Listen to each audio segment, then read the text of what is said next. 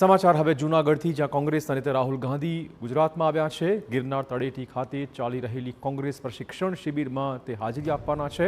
બપોરે 2:30 વાગે ગુજરાતના જૂનાગઢ પહોંચશે રાહુલ ગાંધી। 41 જિલ્લા મહાનગરના પ્રમુખોને આપશે માર્ગદર્શન।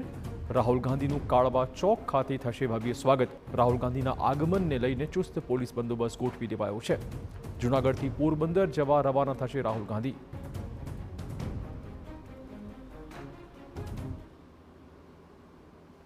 ચોરી રૂપે આખી લોકશાહી ખતમ કરવાનું જે આખું એક નેક્સસ ચાલે છે એને ખુલ્લા પાડવાના કાર્યક્રમો અને સાથે સાથે મીડિયા, સોશિયલ મીડિયા, કોમ્યુનિકેશનથી લઈને ઇલેક્શન મેનેજમેન્ટ, વિચારધારા, અત્યારની સાંપ્રત પરિસ્થિતિ, દેશની આર્થિક વ્યવસ્થા સહિતના બધા જ મુદ્દાઓ પર 10 દિવસમાં અલગ અલગ ક્ષેત્રના નિષ્ણાતો દ્વારા તાલીમ આપવામાં આવશે અને છેલ્લે આ બધાનો વિચાર વિમર્શ પછી એના સમૂહ રૂપે એક રોડમેપ સાથે, વિઝન ડોક્યુમેન્ટ સાથે અમે મિશન 2027 માટે આગળ વધીશું। તો રાહુલ ગાંધી ગુજરાતમાં જૂનાગઢમાં પ્રશિક્ષણ શિબિરમાં તે હાજરી આપશે। ત્યાર પછી તે પોરબંદર પણ જવાના છે। કોંગ્રેસ પ્રશિક્ષણ શિબિરમાં રાહુલ ગાંધી હાજરી આપવાના છે।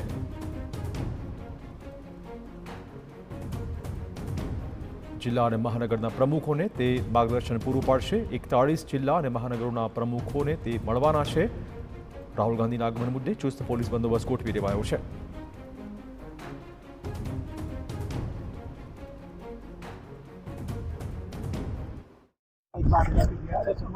माइक नीचे रखिए ना थोड़ा, नीचे सवाल है आपका कोई? सर आज गुजरात का एक दौरा आपका, हमारी ट्रेनिंग हो रही है इसलिए आया हूँ। सर आज प्रधानमंत्री भी मणिपुर गए हैं। अच्छा, मुझे क्यों देर हो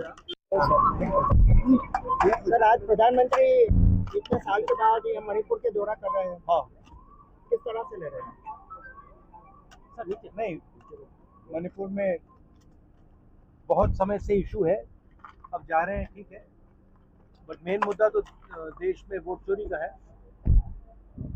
किस तरह हरियाणा का महाराष्ट्र का चुनाव चोरी किया गया, कर्नाटक में हमने दिखाया, तो मेन मुद्दा तो देश में वोट चोरी का है। सब जगह लोग यही कह रहे हैं, वोट चोर। सर ये उपराष्ट्रपति चुनाव में भी क्या वोट चोरी हुई है?